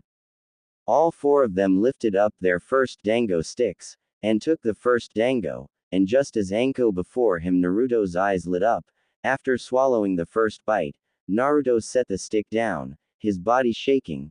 Both he and Tsuki share a look, the look of realization. They have found the Naruto's special final ingredient. Getting up, Tsuki moves to the back. Teruya smirking. What's wrong? Can't handle the joyous experience that is my Dango. Anko looks to Naruto, who is still shaking. She smirked remembering her first bite. It was joy on a stick. Moments later Tsuki comes out of the back with 4 bowls of Naruto ramen, setting them down. I can't believe I'm about to say this, but for the past 3 years after perfecting the masterpiece that is the Naruto special, I believe your Dango might actually be the missing taste. This bowl covers every taste but that. The ramen in this bowl is an explosion of righteous flavors and textures, but your Dango is what it needs. Teruya looked at his counterpart chef and saw no deception. There was only one thing for it. Let us see then. Everyone took a separate bowl and pushed a Dango dumpling to the top of their sticks before dipping it into the juice of the ramen. Lifting it out, all 4 looked at the Dango in front of them before putting it into their mouths. The result was all 4 passing out from their taste buds, overloading and frying their brains as steam shot out their ears in the shape of Dango and ramen. That night ramen and Dango met. It was a righteous and joyous day for the 4 of them. The world would never be the same. Flashback end. The past 3 weeks had honestly been the happiest 3 weeks of Naruto's life. He had a girlfriend, he was starting the academy, he found out who his parents were, he had a new apartment, and his training couldn't be going better. That night 3 weeks back he and the old Hokage had put together a solid training regimen for Naruto which has only improved over the 3 weeks, as he grows stronger and more training is needed. He even had Yugao and Hayate as instructors. They helped him to get a better grasp of his chakra control, ninjutsu and kenjutsu. 7:30 Wake up, shower, get dressed, eat a big breakfast. 9 o'clock head to reserved training ground to meet Yugao sensei and Hayate sensei. 9:15 distribute 600 clones. 200 chakra control, 100 tree climbing and 100 leaf exercise. 15 ninjutsu basic 3, 25 henge, 25 substitution, 0 clone not needed. 100 on advanced ninjutsu, 50 shunshin, 25 cage shuriken and 25 cage kunai. Reinforced 40 kenjutsu, taijutsu 20 stances and 20 sparring. 100 on fuinjutsu practice. 20 library to read up on new topics. 90 on shuriken, senbon, kunai target practice. 9:30 to 1300 warm-up period, 5 laps of the village, 200 push-ups, 200 leg-ups, 200 squats, 200 kicks both feet, 200 punches both hands. 1300 to 14:15 lunch. 14:15 to 1600 kenjutsu, taijutsu sparring with Hayate sensei, physical training. 1600 to 1745 kenjutsu, taijutsu sparring with Yugao sensei, physical training. 1745 to 1930 dinner. 1930 to 2030 dispel chakra clones in batches of 10 every few minutes. 2030 to 2115 dispel ninjutsu clones in batches of 10 every few minutes. 2115 to 2230 dispel rest of clones every few minutes. 2230 to 2300 rest and get ready for bed. In that 20-day period, Naruto and Anko had trained each for 210 hours roughly, though in actual spec with Naruto's 600 clones a day had put in 42,000 hours of chakra control practice. He could now balance a leaf on his forehead and up to 1 meter off it for up to 3 hours. He had mastered the tree climbing exercise. He could stand upside down on the bottom of a tree branch for 5 hours. On the 3rd week, he had begun water walking and even managed to last up to an hour on top of the water. 5,250 hours into each of the ninjutsu basics of henjin substitution. He could now substitute without the use of a hand sign, and perform a flawless henge, although, due to the Cubist chakra it was discovered that Naruto henge isn't an illusion but it had an actual solid forms. After the Hokage was informed about it, he dubbed the new jutsu the perfect henge and listed it as a B-class ninjutsu. 10,500 hours on shunshin and another 5,250 hours into both cage shuriken and cage kunai, resulting in Naruto being able to shunshin 50 yards in a second. He could keep up with low jonin speeds with that level of skill, and with both cage techniques, Naruto had mastered them to an extent of only needing one hand sign. The clones practiced kenjutsu and taijutsu for 4,002 hours each, and he himself had put in 35 hours each practice. He now had the stances of his Ka-san's kenjutsu stances learned perfectly and the academy basic taijutsu down so well. The Hokage had given him the scroll to his clan's taijutsu style known as the swirling waves. He had been studying it for the past week but still wasn't confident enough in it to use it yet. He had put 21,000 hours into his fuinjutsu, at which he had breezed through the first book, after spending the first 3 days, 3,150 hours, with his clones making his handwriting perfect, which is required for any sealing master. Then the next 5 days they had spent working on the seals the first book showed until they had the skill to create them in under 30 seconds. As a result, before he moved on to the next book, and then the next book, within the 3 weeks, 20 days, he had cleared the 3 beginners' books of fuinjutsu and was able to make each seal in 30 seconds solid. As a result, he had amassed quite the stockpile of seals due to that fact, though they were only the basics. Book 1. Beginner. 1. covered the history of Fuinjutsu and Fuinjutsu 101 the facts.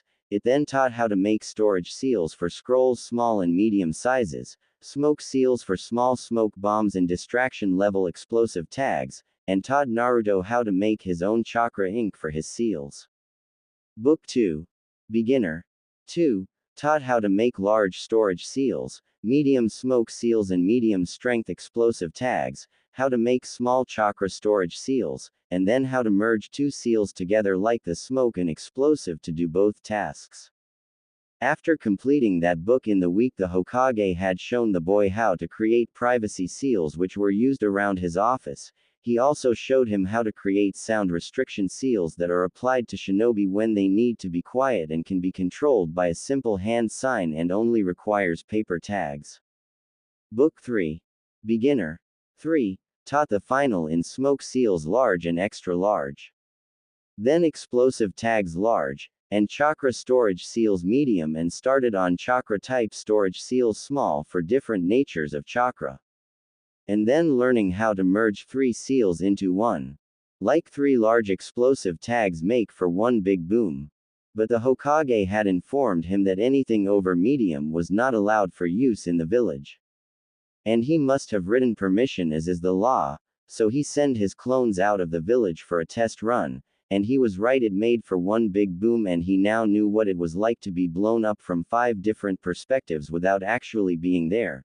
Realizing the boy needed to keep his home and work secure, the Hokage taught the boy how to create blood lock seals, meaning they needed a blood smear to gain access to what the lock was on. But the kicker to getting the last beginner's book was it came with instructions on how to apply restriction and weight seals, which he learned how to do after he requested the Hokage to apply them to him for his 3rd week of training. He now had 50 pounds on each limb, and another 100 pounds on his chest with a level 2 restriction seal on his back, which he released every 2 days for an hour to get used to the feeling. In the beginning, it was 20 pounds on each limb and 40 pounds on the chest at level 1, but in that week his body had adjusted in 3 days and he added to them, now carrying 300 pounds, and with the increase of a level 2 restriction seal on his chest, which gives the feeling of pushing through heavy water, helping his muscles to grow more. As for the rest of his skills, he now was able to hit a moving target at 50 yards 7 out of 10 times, preferring Senbon to anything else, after putting in 18,900 hours target practice with his clones. The clones he had sent to the library every day had direct orders to stop reading at 2100 hours and return to the apartment before dispelling. The last thing they needed was the librarian complaining about the demon brat using jutsu in the library. She had already been ordered not to complain by the Hokage, but 20 clones all going poof would just piss her off. In the 20 days each clone had read a book a day, meaning in 20 days he had read over 400 books. And had built up quite the mass of knowledge from reading them, from everything from battle tactics, to history of the elemental nations and the shinobi wars, to learning the basics of how to hunt and fish and live in the wilderness, and also how to grow his own fruit and vegetables, learning the natural geography of the land of fire, and then, as the Hokage suggested, learn of the politics and laws of the village, and how to get around them. After finishing those books in the first 2 weeks, he then started to read books on more standard skill sets like carpentry, plumbing, electric wiring, carpet fitting, boiler repair, roofing, cleaning, general handyman things, and then how to manage a business and all the necessary books on running a hotel or apartment lot. He had decided while he was either at the academy or training he would be having his clones fix up his old apartment building, completely renovate it, and before renting the rooms for either nights or long-term leases, he needed to find some way to keep money flowing. He may have been filthy rich, but he wanted a business, and he didn't want to just skate by on his clan's money like the Uchiha boy, who had everything laid at his feet. He swore he wouldn't be like that. 2 days left in his training, he had started to learn the first of his clan's jutsu. He had decided to go with the fire-style jutsu, as he wanted something with a little kick to it. Neither Yugao-sensei or Hayate-sensei had enough chakra to do it, and their attempts could only produce a smaller version of the attack, but when Naruto did it, the attack was ferocious. The technique was called Uzumaki Kaden. Kusai Hakushu, Uzumaki Fire Release, Fire Clap. Building up mass amounts of fire chakra into your hands and then bringing them together in a clap, causing a fiery explosion in front of the user like a Merlin 1D rocket engine that burned for over 20 seconds. The result was so great it incinerated a 30-meter long 4-5 degree arc in front of Naruto. Lucky the Hokage had wanted to witness the jutsu's first attempt, so he set up a barrier around the training field in case something should go wrong. After the jutsu's first attempt, Naruto's hands had third-degree burns from not using enough chakra for protection from the fire, but the Cubus chakra had healed him 5 minutes later. After seeing the technique's strength currently, the Hokage listed it as an A+ rank jutsu and forbid Naruto from using it in any other Uzumaki jutsu in any fight until he became a genin, and to use only 5% of the chakra he just used if he was fighting a shinobi from this village in a spar. Naruto understood why if the other 4 jutsu were as strong as this he would kill any opponent that was hit by the full force of the attack. But now today was the first day in the academy. He had heard from the Hokage that he was in a good year with all the clans having children attending the same year as him, so he would have multiple strong peers to learn beside. Along with some promising civilian students. Which he was happy about. But what was really shocking that just the other night, the night before his last day of training, he had found himself in his mindscape. First he had thought it a dream, but he quickly realized it wasn't. Flashback. Naruto awoke in a sewer. Looking around he saw he was lying on a thin coating of water. Not wanting to get wet he stood up and looked around, but as he did he heard a sound coming from not too far off. He sharpened his senses and could make out that of someone crying. Following the sound, he came to a large cage with a paper tag over the lock with the kanji for seal on it. Realizing where he was, he walked up to the cage where he heard the sound coming from. He looked inside, still cautious about what might be inside, expecting a massive claw to swipe at him any moment. He was shocked when he saw no massive fox inside, but a small form of someone inside curled up into a ball crying, muttering, I'm sorry, over and over again. Walking into the cage, still cautious, he approached the figure, shocked to see it was a girl with long crimson hair down to the base of her back, about his age. She wore filthy rags over her that looked like they had once been beautiful clothes, long since destroyed and faded by time. Hearing his footsteps, the girl looked up at him. He saw her deep red eyes that were puffy with tears. Seeing him, she gasped before quickly bowing on her hands and knees to him, screaming out loud, I'm sorry. It's all my fault, please forgive me, I never wanted this for anyone. And then proceeding to cry, I'm sorry, over and over again, making Naruto's eyes widen. What is she talking about? What is going on? Wait a minute, we're in the cage, in me, the only other thing that's meant to be in here is the Kyuubi, Naruto said, softly before he took a step back from her. You're the Kyuubi no Kitsune, aren't you? The girl continued to cry but nodded, I'm sorry, it's all my fault. Looking at the girl, Naruto grew more confused. The Kyuubi no Kitsune was meant to be a massive beast of destruction and devastation that was meant to make mountains topple with a single tail, and create lakes with a footstep.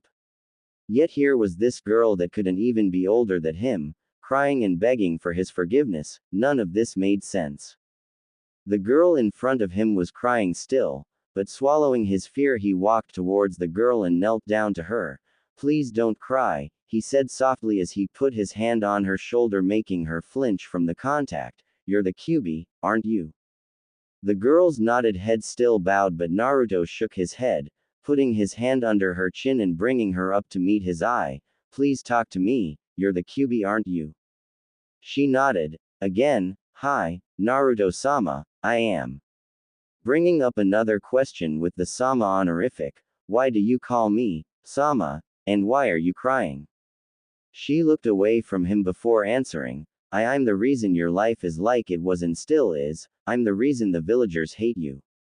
I'm the reason you were beaten multiple times a week, and the reason your parents are dead, I've ruined the life of someone so innocent that didn't deserve it. It should be me they glare at, me they beat. I should be the one to suffer, not you. Naruto was taken back by the whole statement. This can't be the Kyuubi. This isn't right.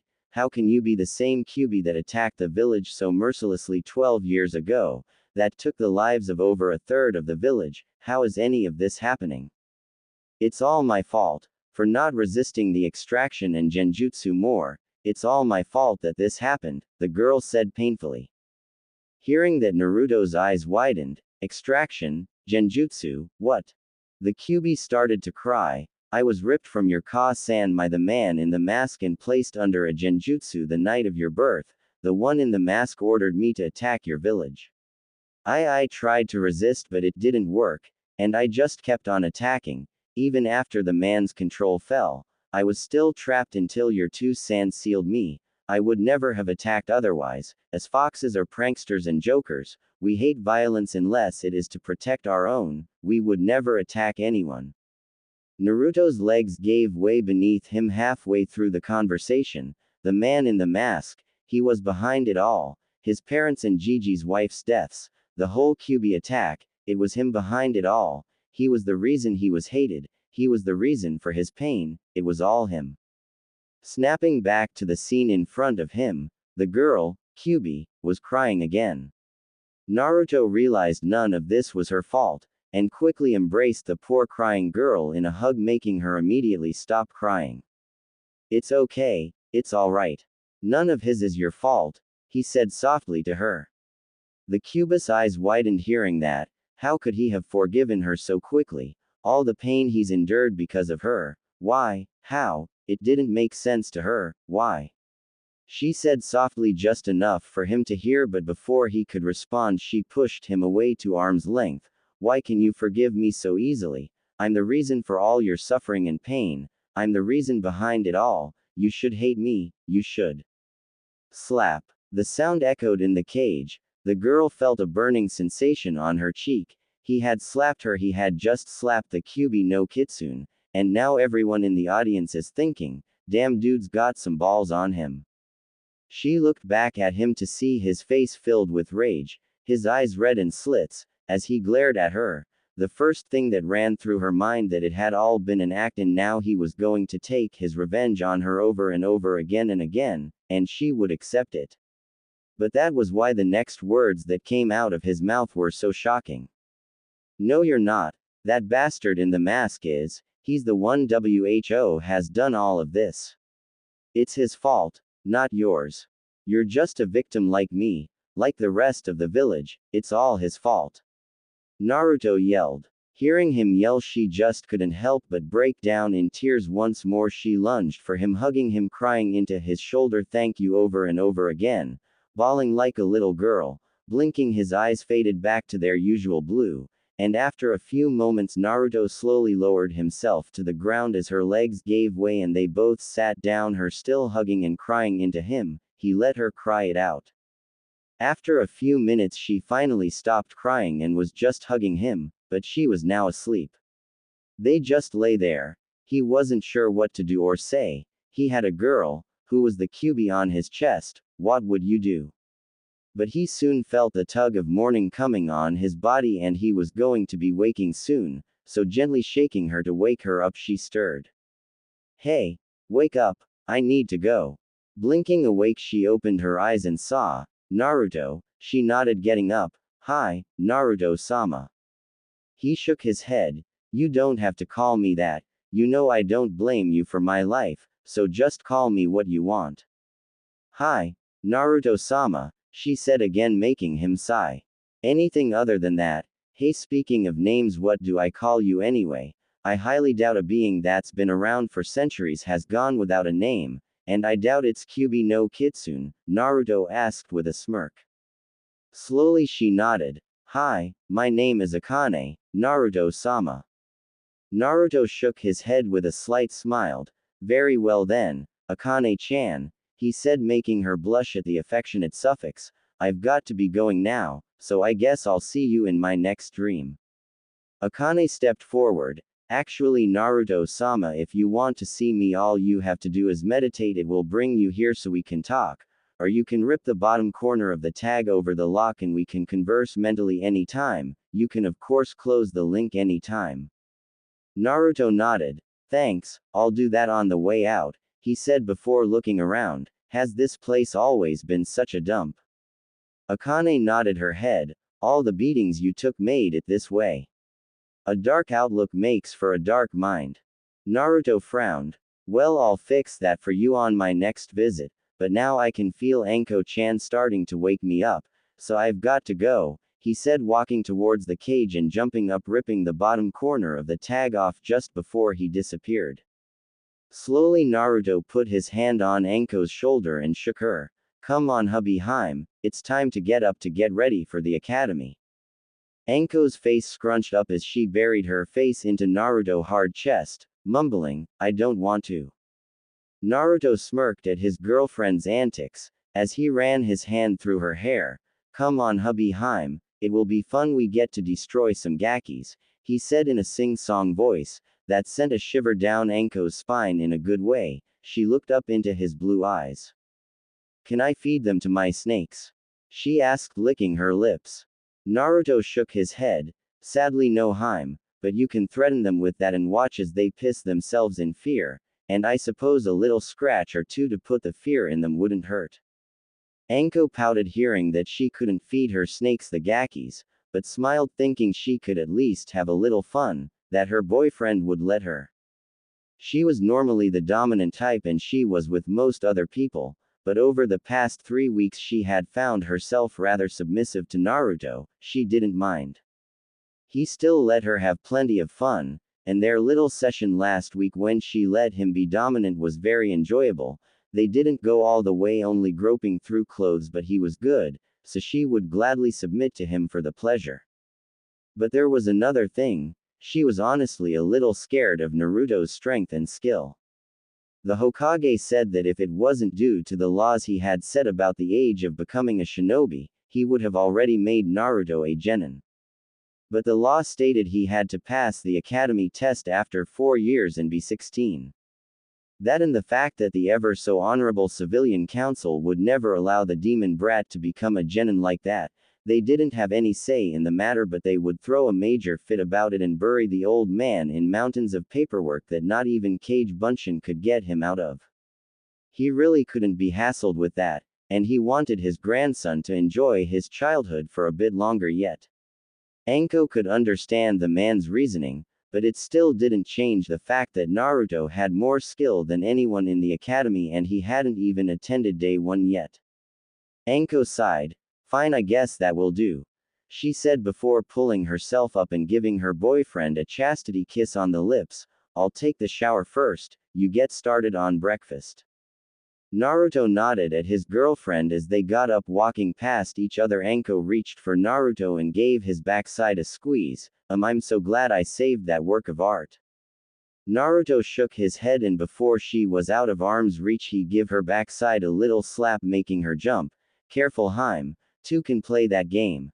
He chuckled, leaving Anko blushing like mad. He had beat her in teasing again, and that was just one of the reasons she loved him. Scene break. Naruto stood in front of the mirror in his bedroom, finishing applying the last of his outfit on him. He grinned, looking in the mirror. Well, Akane-chan, what do you think? Naruto asked aloud with a smirk. Akane blushed in Naruto's mind, looking through his eyes. Very nice, Naruto-sama, I'm sure you'll have a great first day. She said aloud through the seal, which had been part of what changed when Naruto had torn the seal when he came out the first time, allowing her to speak through the seal.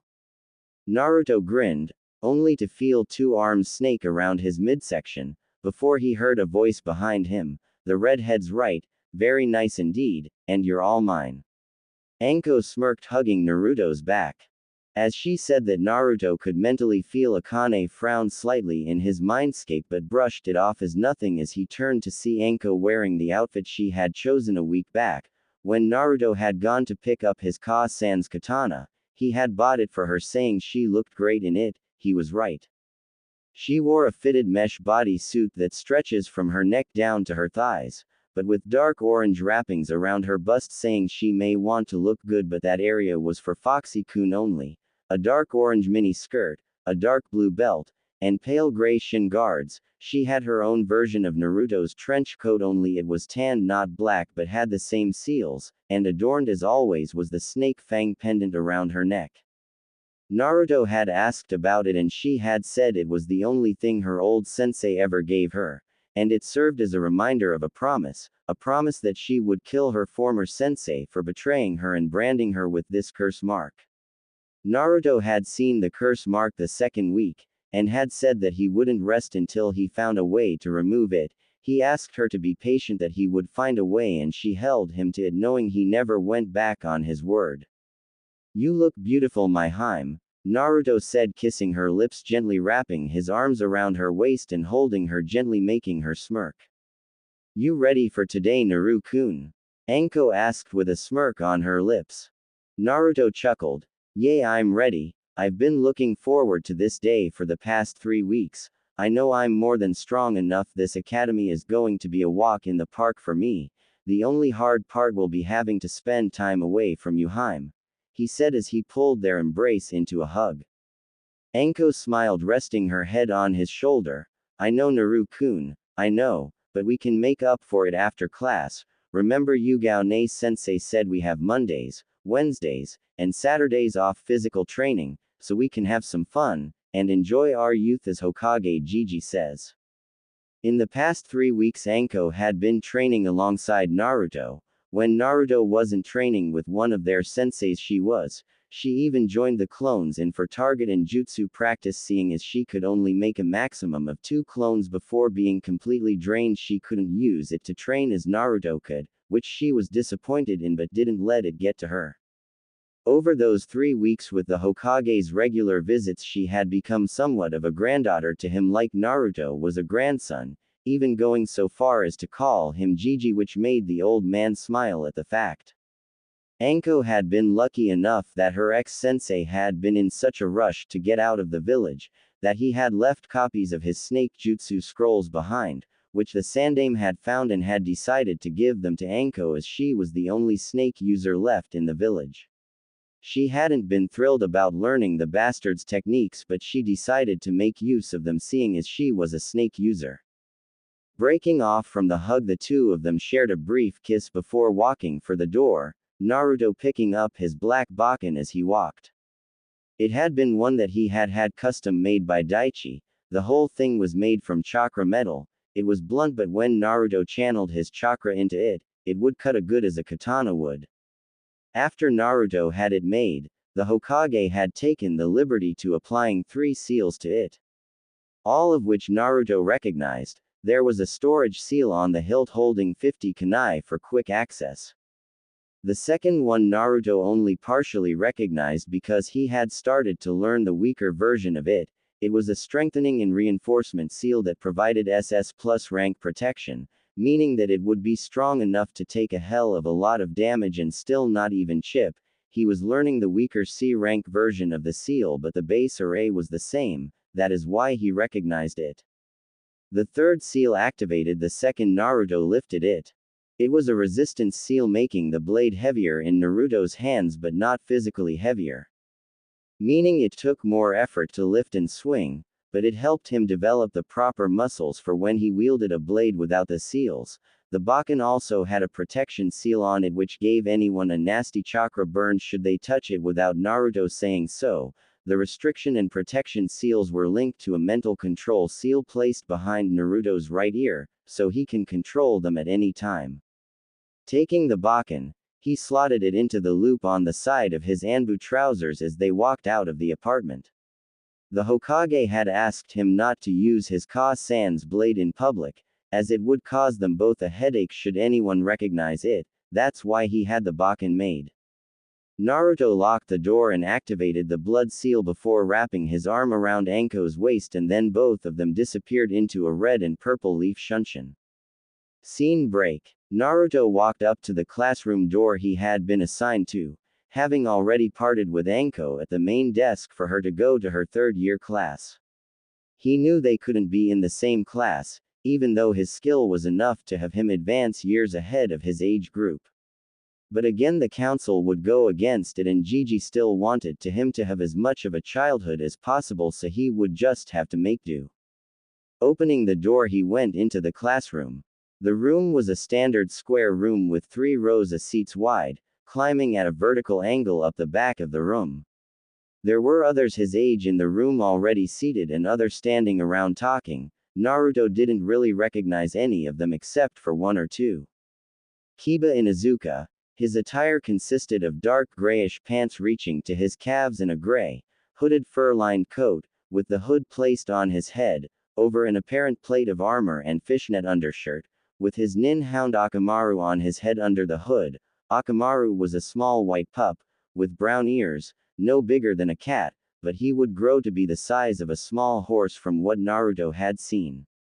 The two of them knew each other from a week back when Hana, Kiba's older sister, had come looking for Yugao, having not seen her best friend in 2 weeks.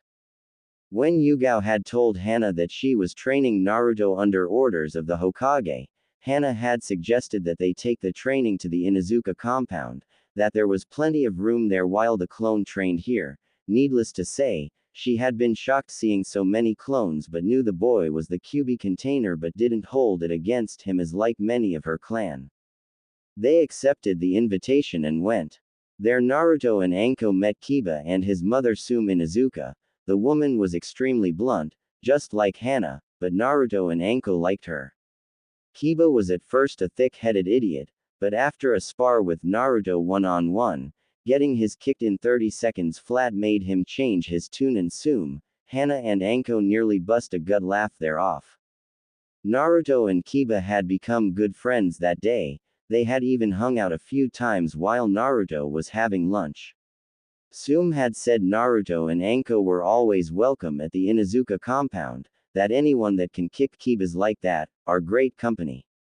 The only other one Naruto recognized was Hinata Hyuga. She had dark blue hair which she had cut in a short, leveled Heim cut style just above her forehead, with chin-length strands framing her face. She wore a cream-colored hooded jacket with a fire symbol on the upper right and left sleeves and fur around the cuffs and hem, with navy blue pants. The only reason he recognized her was from 4 years back when he was little. He had seen her in the local park while she was getting picked on by some local bullies 2 years older than them. He had defended her and ended up getting the crap kicked out of him for it. After beating him, the bullies had just left, not even looking back. Hinata had come over to him and thanked him for helping her, apologizing for not being strong enough to do it herself.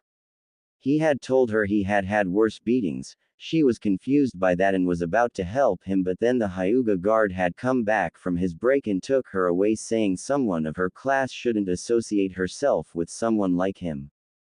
Naruto frowned at the memory, realizing now what the man was referring to when he said, someone like him. He had meant the container of the Kyuubi.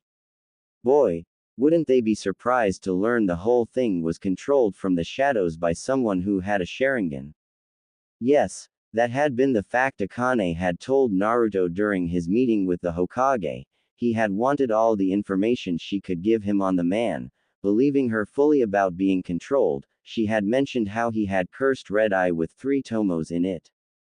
The Hokage had recognized the eyes immediately and informed them it was the dojutsu of the Uchiha clan, which had been massacred 6 years earlier by one of its own, leaving only one of them alive, but had put him in a coma that had lasted 3 months. Naruto's eyes scanned the classroom at that thought, and he stopped when he saw who he was looking for, Sasuke Uchiha, the last Uchiha. He had black eyes and spiky black hair with a blue tint. He wore a navy blue, short-sleeved shirt with a high collar, white shorts, and white arm warmers, but none of that caught his eye more than the way his hair was styled. Looking at it from the side looked like a duck had nestled in his hair and had buried its head, leaving only its butt sticking out the back, duck butt. Naruto had to hold in a laugh as he thought about that, but then he noticed something else. About 50% of the girls in the class were looking at Sasuke with heart eyes, and the other 50 were looking at him with the same eyes. He had to blink once or twice but then sighed, Great fangirls thought Naruto as he walked to a seat. Anko-chan is going to love this when she finds out, she may even try to feed them to her snakes. As Naruto sat down, he noticed more than just the girls' eyes on him. He had drawn a few boys' attention also, the Uchiha in particular, as he watched him walk to his seat. Naruto felt his gaze, well, it was more like a glare. He didn't know what the Uchiha's problem was, he had just walked in. Sure, he felt bad for the guy being in the same boat with no living family, but unlike Naruto, the council, the civilian side at least, worshipped the ground the last Uchiha walked on, giving him everything he wanted. He wanted training, he got it. He wanted jutsu, he got it. He wanted weapons, he got it. He was left wanting for nothing. The Hokage had explained that they did it to keep him happy so he wouldn't leave the village and take his clan dojutsu with him. Some wanted him to marry their daughters so they could have a piece of the large Uchiha fortune. Yes, the old man had explained the Clan Restoration Act to Naruto after he had read about it one of those days his clones were studying the village's laws. It allowed the last member of a clan to take on multiple spouses to restore said clan. It worked well for the last males of the clan, but the females were turned into breeding stock if that was the case. But that was the way of the world they lived in. Naruto had been explained that he would fall under the act as the last member of the Uzumaki clan and that he would have to take on multiple wives when he became a shinobi, 5 at the minimum. Anko had been annoyed at that point and was actually ready to castrate the old man for the fact, but Naruto had calmed her down and told her no matter what he would always love her. She had settled after that, and accepted the way things were, and she was willing to share considering she got a say in who the wives were. Naruto had agreed, knowing that was the only way they would both be happy. Now Naruto sat being eyed like a piece of meat in a lion's den, but the fact he was the last of a clan was still secret. Naruto could only begin to imagine what it would be like when it became public knowledge that he could take on 5+ wives. He would be eaten alive, and not in a fun way. Sighing again, he shook his head just as he heard the door to the classroom opening again. In walked a man of average height and build with brown hair tied back in a ponytail, dark eyes and a scar that ran across the bridge of his nose, wearing the standard Konoha shinobi outfit complete with forehead protector, sandals, and flak jacket. His sleeves were also rolled up about 1/4 the way up his arms. He walked to the front of the room and the other students took that as their hint to take their seats. As they did, the second man walked into the room. He wore the same clothing as the first man, but he had white shoulder-length hair with a slight hint of blue to it and green eyes, with pale perfect skin. Naruto smirked looking at both of them. Well, you can easily tell the one with the scars has had more experience than the one with perfect skin and conditioned silver hair. The one with the scar spoke first. Good morning, welcome to your first day as academy students. My name is Iruka Yumino, and this is my assistant Mizuki. For the next 4 years, we will be your instructors in all things shinobi related. Now, since this is the first day, we will be having a class tournament to set the baseline and class rankings, which will be changing throughout your 4 years here. We will be having a kunai and shuriken throwing tournament at the school range and a taijutsu tournament out on the school practice field. But first we will be going to have a demonstration period, to give some of you the chance to show off a little, but first, roll call. Iruka finished as he lifted the paperboard off his desk as he cleared his throat. Shino Aburame. Present, came a voice over Naruto's shoulder. Naruto casually glanced at the boy. He was fair-skinned from what Naruto could see, that is, he had dark, bushy, brown hair and dark, narrow eyes, wearing a pair of dark sunglasses and a sea green jacket with a high, upturned collar. Naruto knew of the Aburame clan. The clans of Konoha were in some of the books his clones read. The Aburame clan was one of the 4 noble clans of Konohagakure.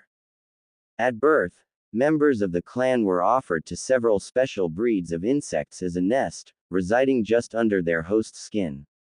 These insects will then live in symbiosis with their host from that point on. Because of this, Its members are characterized by their use of insects as weapons. The whole process seemed rather disturbing to Naruto, but he wasn't one to judge. One other thing to mention: the entire clan barely spoke, though when they did speak they were highly intelligent, often well versed in politics and matters of the like. Iruka gave a nod. Choji Akamichi. Munch here. Munch, came a voice on the other side of Naruto. Doing the same, he glanced to see the source.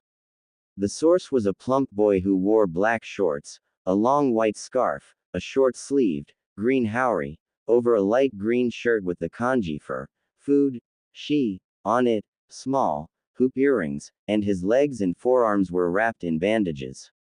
His forehead protector was styled in a manner that allowed two tufts of brown hair to poke out at each side. He was also stuffing his face with potato crisps in the middle of class.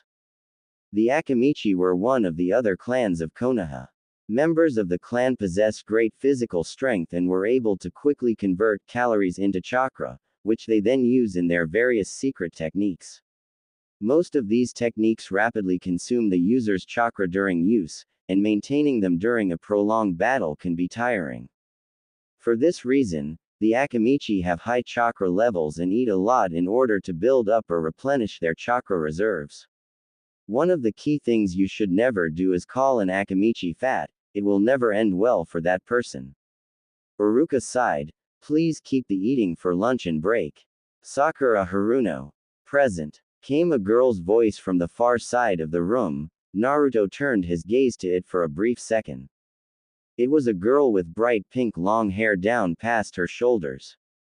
She wore a red kipao dress with white circular designs, with short sleeves and zipper, tight dark green bike shorts, standard ninja sandals. Seeing the pink hair and hearing the name Haruno told Naruto all he needed to know. Haruno was a civilian family name, not a shinobi clan, though they have been trying for that status for years. Though to be even considered you have to have a shinobi in the family, and they had none, though not from a lack of trying. Mebuki Haruno, Sakura's mother, was on the civilian council, and if what the Hokage had told him about her mother was anything to go by, she would be a pain in the ear. Iruka nodded. Hinata Hyuga. P. Present, stuttered Hinata. Iruka smiled lightly. Kiba Inuzuka. Here, called Kiba. Both Kiba and Naruto exchanged glances and nods of respect as friends. Following the list, Iruka called the next name, Shikamaru Nara. Here, came a lazy voice. Naruto just shook his head and glanced at the lazy genius. His attire was rather plain, consisting of a green-lined mesh t-shirt under a short-sleeved gray jacket with green edges, adorned on both the sleeves and the back with a circle with a line through it. Naruto had seen him around also, mostly cloud watching or beating older shinobi at shogi. You'd think they'd know never to challenge a member of Konoha's smartest clans to a strategy game. It was because of its strategic value that Naruto had had his clones read every guide and book of the game they could find and learn the game back to front. He was going to be asking Yugao Sensei and Hayate Sensei if he could add it to his training schedule for strategy and planning purposes, and assign 50 or so clones to it. The Nara clan were hailed as the smartest clan in Konoha for many reasons, one being their in-depth knowledge of the forests, grasslands and wildlife, mainly the Nara deer or Raikumaru, which inhabit the Nara forest. The second being for their mastery of the yin release or intel, more specifically their shadow jutsu, allowing them to manipulate their own shadows as a method of attack or restraint. It was even rumored that even a Nara child as young as 6 has an IQ of 180, which would be great if all the males weren't all dead lazy, and had to be nagged by their wives or mothers to do anything for longer than 60 seconds that doesn't involve sleeping or watching the clouds. Everything else they find too troublesome to do.